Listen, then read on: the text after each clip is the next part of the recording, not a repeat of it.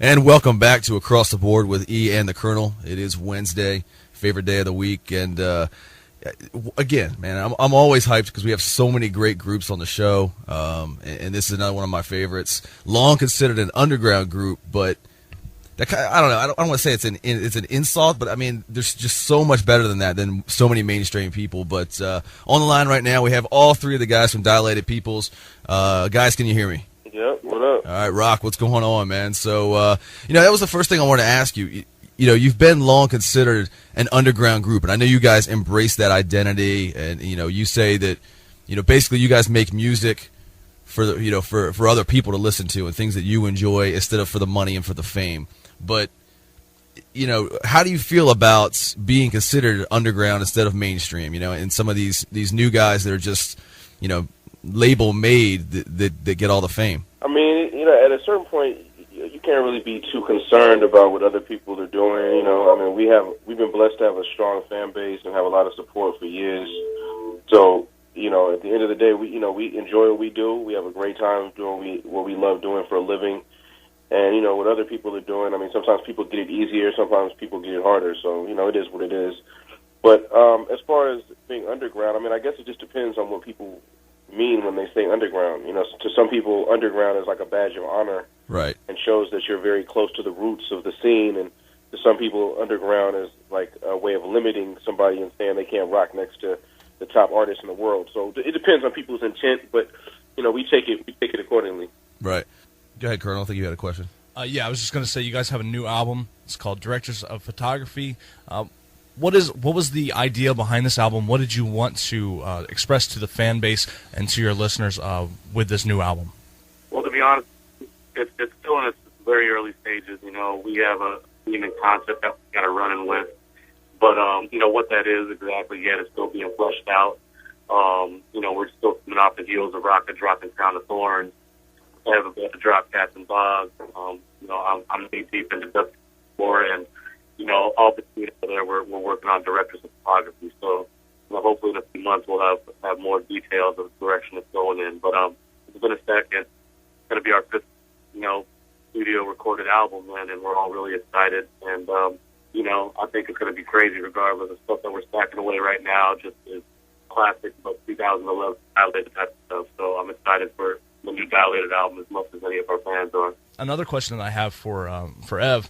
When you guys are doing your music and you're on stage, everyone wants to bring the energy, everyone wants to make it happen. But what do you want the fans, your audience at a show, what do you want them to feel? Do you want them to feel the energy? Do you want them to feel your lyrics? What is most important for them to feel when they're at the show? I look at it differently sometimes. Sometimes I think about what would the show look like if it was like a camera just cropping the audience out, like, are we trying to perfect our audio tonight, or are we sacrificing a little audio in the hope of really getting the crowd going? Rakaa could rap his lyrics front and back any which way you have it, whether we're jumping up and down or whether we're standing still. Sometimes I think in the moment of a good show, sacrificing a little audio and maybe running around a little bit more and interacting a little bit is always a little, just always spicens up the night a little bit more than it really, to me, than it is like the chair right now. I'm going to stand still or put the mic on the mic stand and really do the record exactly like I recorded it. Yeah, absolutely. I agree with that. When I pay money to see a show, I want to see a show and not just hear somebody like they're in the studio. Sticking with you for R&B or other genres of music, it might work differently, but the energy of hip hop, I think that applies. Absolutely. Sticking with you, Ev, you guys have worked with so many different groups and even brought up. I mean, you guys have worked with Alcoholics. You guys work with Alchemist all the time, AC Alone, Be Real, Defari, Planet Asia, all these people. And you actually kind of brought up Fashion, right? I mean, I know he's somebody you discovered and you back. I mean, you vouch for this guy. What is it about young hip-hop artists that made you want to vouch for him in particular? Planet Asia brought him to my attention, actually. And Asia is one of the best to me. So Asia was like, this is the kid I want you to work with from my neighborhood. So I just was like, bet. You know what I mean? And I hooked up with him, and I just caught a vibe. And I just caught an innocence about him that reminded me of, the same way I felt when I was that age. You know what I mean? But he's a really old soul, and he's easy to kick it around, and he's just a really good dude. So it wasn't nothing for me. I don't have any investment in him. I'm not making any money off that, Sean. It's just something I wanted to just wanted to help push out there, you know. And same thing working with this new kid, Twist the Beat Bro. You know, he's dope, and just new energy is great. It's inspiring. Yeah, and everybody you guys have put out there, we go out and listen to, and they are. I mean, when you put your stamp on them, I mean, they're definitely, it's a quality group, and it's not just somebody he's being brought up that's going to fade away in a few years. Rakaa, let me kick this to you. You guys are one of the groups that, I mean, interviews that I've read with you and that kind of thing, you guys say that you want to bring up other artists. So you guys bring on, people on stage or on tracks with you that you think are as good as you, if not better. But that seems to be, I mean, you don't find many hip-hop or rap artists that do that these days. Everybody wants to talk about something, I'm the best and I'm going to take down somebody else. Nobody's ever going to be as good as me. How do you feel that your mindset impacts, the scene out there, bringing up these younger guys? I mean, hip-hop is a competitive culture, and rap is like, it's a very competitive sport or game. It's something that being the best, or, I mean, if there's one microphone, you have to really get on there and show why it should be in your hand and not in everybody else's hand. So it's a lot of personality and creative energy in the streets. A lot of people have star potential, you know what I mean? So at the end of the day, we're just not an old, bitter, hateful group. I don't know how else to put it. Like, we still get out there, we do our thing. If somebody does it right and we see that they're doing it right, then we support that. We feel like the stronger, the more quality acts that are in the scene, the stronger the scene is, and that's better for us. So, we're not going to, hate on somebody that's going to make the whole scene better. True. We don't just support people because they're young, but if we're not going to hate on them because they don't have the experience either. I mean, it's one of those things where if they have the talent and they have the focus and they have the right attitude, then, for us, it's comfortable for us. I mean, we were brought up in the same way, whether it was through Soul Assassin's family or Liquid Crew, any of these other people, Rocksteady or Zulu Nation, any of the people we kicked it with when we were first coming into the game, they put us under their wing and gave us some jewels and gems to keep with us as well, which helped us in our career. So it's just each one teach one. We pass it on the same way. Babu, I got a question for you about the selecting of the music that you do for your songs. What is the beat selection process like when you're really got a concept in your head and you want to make that happen? Is that for Babu, or is that for anyone in particular? That's for anybody. Yeah, we were thinking for Babu though. Yeah. I think every song is different. A lot of times, sometimes a song begins with rap, sometimes it starts with a beat, sometimes it even just starts with an idea, and it's kind of a lot of mix and match. Me and Ever the type to make beats on our downtime and stack beats, put beats away that we think have potential for this project or that project, and I think for the most part, kind of know our sound, whatever that is, we know our sound, and we kind of use a way for each other to hear and listen and build off of. And, I don't think there's any right or wrong way a song gets built or gets manifested, you know what I mean? A lot of times someone can say something in another rap and becomes the basis of a whole other song, or if I could find a scratch, and that could be the whole theme of it. But yeah, sometimes like we're driven, strictly by music. Maybe the music inspires a song title or an idea, or doing an approach, or even just a certain cadence for the guys to rock. So I don't know. Every song, if you ask us, I think we'd have a different story behind it we've created throughout our career. Bab, sticking with you for 1 second, and then we got another question for Ev. Who are some of your DJs that you've looked up to, and what are some of your favorite records that you own now? I mean, I know you're big on record collections, all you guys, with actual vinyl. A lot of the kids at the university where we work right now, they don't even know what a cassette is. But I mean, what are some of your favorite artists that you like to listen to? Right now, just, as of lately, I've been bumping new Kanye album, new Black Milk album. What else have I been listening to? The new Roots. I've been catching up on that. Oh yeah. I'm a big fan of anything Stone Throw. The latest Mad Lib Medicine show. Right. But I'm a DJ, so just as me as a person, I just love to keep up with the music. It's part of what I have to do to keep pace on being a DJ and being a producer. So, and especially people around my camp. I love the Gang Green album, Alchemist Sono doing their thing. They have the new Beatles project you put out, which was one, is pretty ridiculous. Right. Blatant plug homies, but I'm a DJ, and I'm always trying to listen to stuff and add new music to my sets when I go out and play, and also just to track the movement and listen to what other people are doing, and make sure I'm not, I'm staying original and doing my own thing. Now, Ev, a lot of music that Dilated Peoples has produced over the years has been done in video games. Have been used in sports and racing games such as SSX, MLB The Show, Need for Speed, Fight Night. Is that something that really gets you excited to know that people are looking in, when they're playing these games, that they're hearing your music?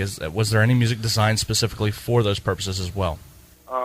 No, and I think this is definitely a better question for Babu than me, because Babu is the super gamer. Of course, it's a blessing. I think, for the kind of music that we make, and how much we stick to the kind of music we make and are proud of it. Like to see us on a worldwide scale of something like video games. Our music being heard by millions of kids who are playing a popular video game is a blessing. You know what I mean? Especially until this year, most of the music that we've had put on video games was us making music that already existed for our own albums, our own projects, and the video game company coming along and actually just placing our song that we already had onto their soundtrack. That's it. Whether it be a fight night or a snowboarding game. But what's really cool is this year we actually work hand in hand with a video game company, actually some custom made for an actual game, and the experience is awesome. And I love to see more of our music, in that world. I think we make great music for shooting some cats up or, playing ball or whatever video game you're playing. Sure.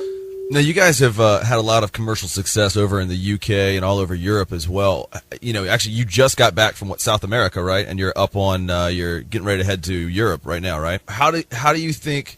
A lot of your music is about general issues that everybody has, relationships, politics, and whatever kind of politics that is, not just government politics. But, some of them are about, things that may be specific to the U.S. or California and the underground scene. How do you think that translates to the fans in other countries? Yeah, I think that most of the issues that we discuss, they're framed in a way that's specific to where we're from, or the local laws or whatever, but the spirit, the essence, the base of those things are a lot of times, more often than not, they're human issues. They're issues that affect everyone, and they're just, maybe flavored and spiced a little bit toward the local scene. But right. Once people get past that, they can really relate to the essence of what we're talking about, and a lot of what we're talking, especially, government issues aside, life is politics. So if we're dealing with the politics of life and, whatever that is, then that's something that people deal with every day anyway. And let me ask you this: you guys, like I said, you've worked with a lot of different people out there. Who do you want to work with? And not only who do you want to work with that you haven't, but what's next? For DP, what else do you have to accomplish in the game? Man, there's a lot. Each of us have our own.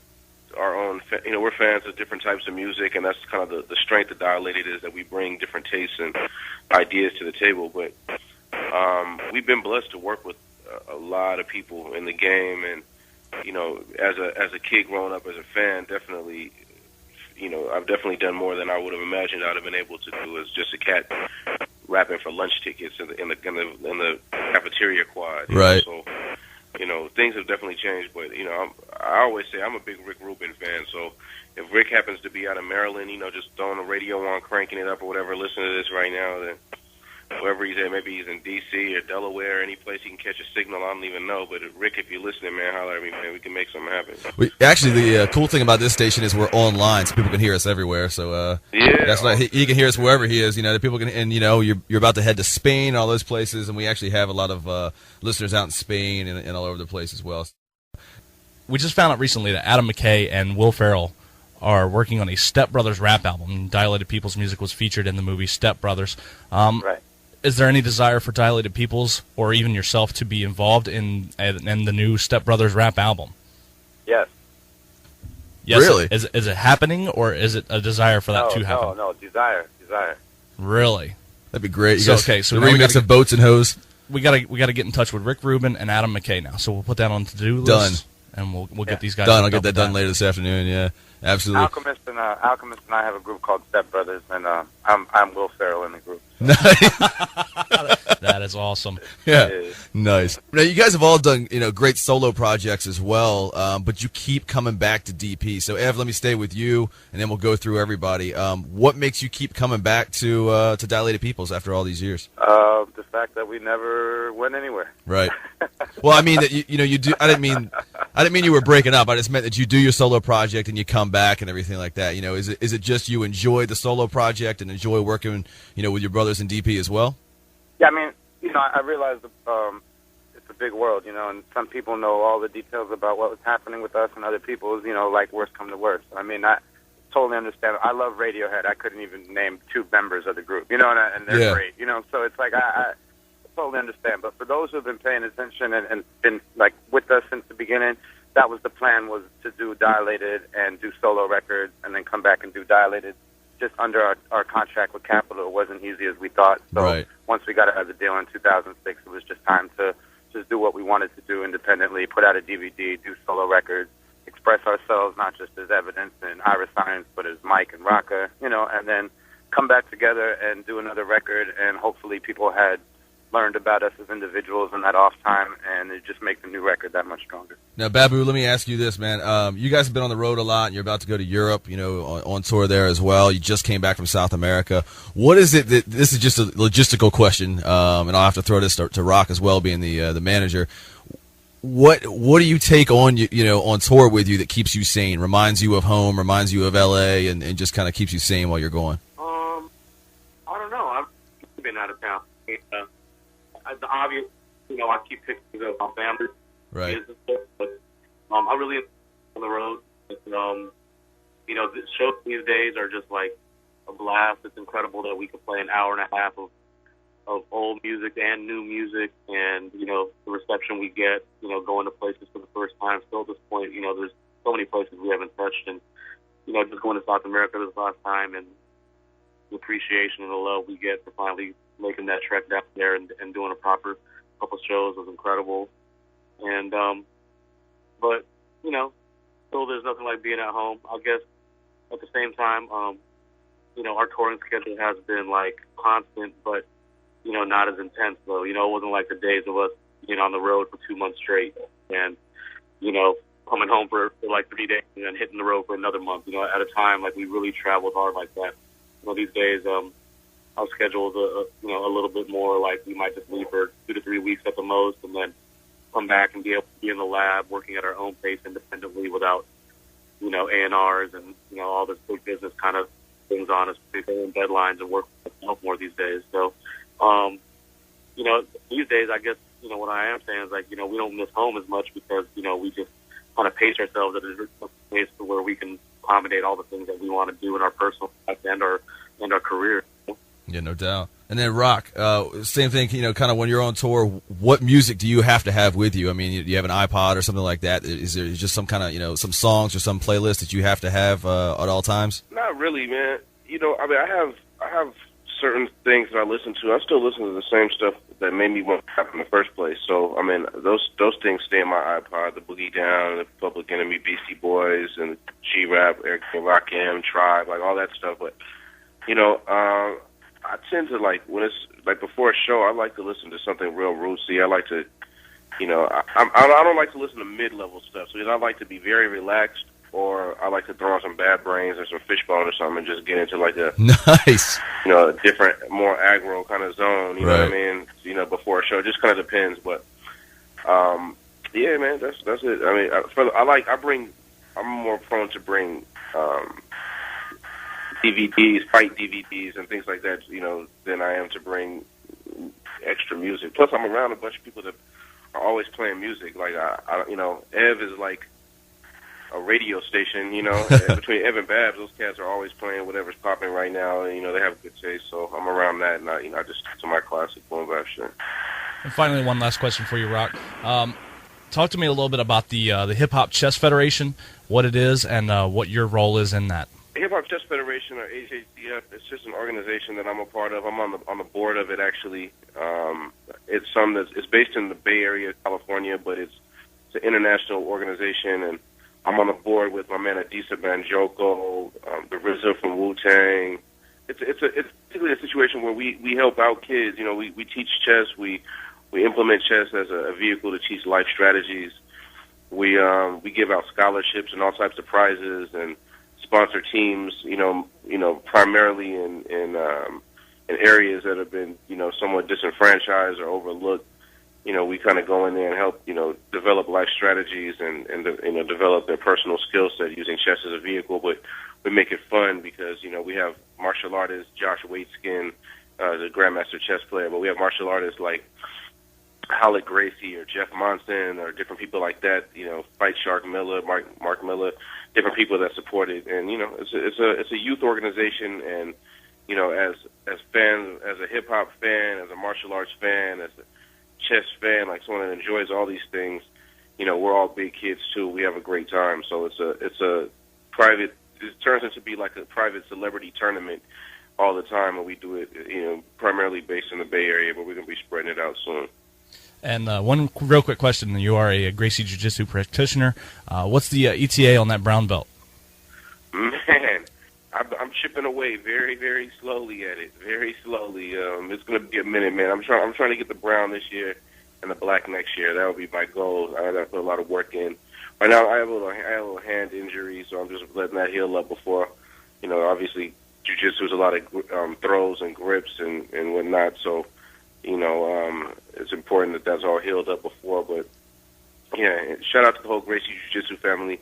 Absolutely. It was good to be in Brazil, which is obviously the home of modern jiu-jitsu as we know it right now. And MMA in general, yeah. Yeah, definitely. And Vale Tudo and all that stuff. So, you know, it was good to be out there. But, you know, shout out to the whole Gracie family. It's cool to see the scene just exploding and seeing a lot more people taking the time to develop that part of themselves. And, you know, it's a good time. It's a good time for that. I would like to go train with BJ Penn just because we could just go hang out in Hawaii, you know, go train, right, swim, get some good plate lunch business, and just go hang out. So, you know, that's my deal right there. Shout out to Hawaii, BJ Penn. That's what I'd like to go work with. But, you know, I roll with the Gracies, man. So, I mean, that's the foundation of modern MMA anyway. So I feel like I'm in good hands.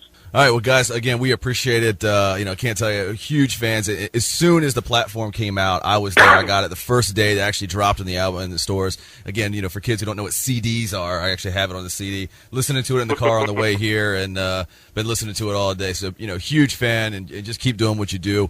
Directors of Photography coming out soon. No definite ETA on that yet, but look out for it. And Rock, we still have you on here. What's the best way for people to keep in touch with all things DP, all things Rakaa, Ev, Babu? They could just get us at info@dilatedpeoples.com. It's fine if it's a general dilated business. You know, Evidence, who's about to drop Cats and Dogs this year on Rhymesayers. You can reach him at on Twitter. He's under Evidence, or you know, follow him there, or you know, Evidence at dilatedpeoples.com. Babu, same thing. You know, just DJ Babu for real on Twitter. But yeah, you know, basically to get us for Dilated, just info at dilatedpeoples.com. And support that, yeah. Directors of Photography coming soon. But before that, it's going to be, you know, Crown of Thorns is in stores right now, and Cats and Dogs is dropping. Probably it's looking like spring, you know, late spring, early summer. So looking forward to that. Look for it. All right, guys. Good luck on the tour, and you know, heading out to Europe. You know, be safe out there, and looking forward to Directors of Photography coming out. But definitely check if you don't know the old DP stuff. Definitely look into it now. You know, great stuff, and we appreciate it. So stay up with these guys. This has been we just celebrated 10 years of the anniversary of the platform. So nice. Nice. I'm going to listen to it on the way home, too. I'm telling you, I love that album, man. So, I got to rock. As soon as we get off this interview, Work the Angles. Love that song, man. We definitely got to play that, too. So, appreciate it, guys. It's been the guys from Dilated Peoples here on Across the Board with Ian the Colonel on Hawk Radio. HawkRadio.org.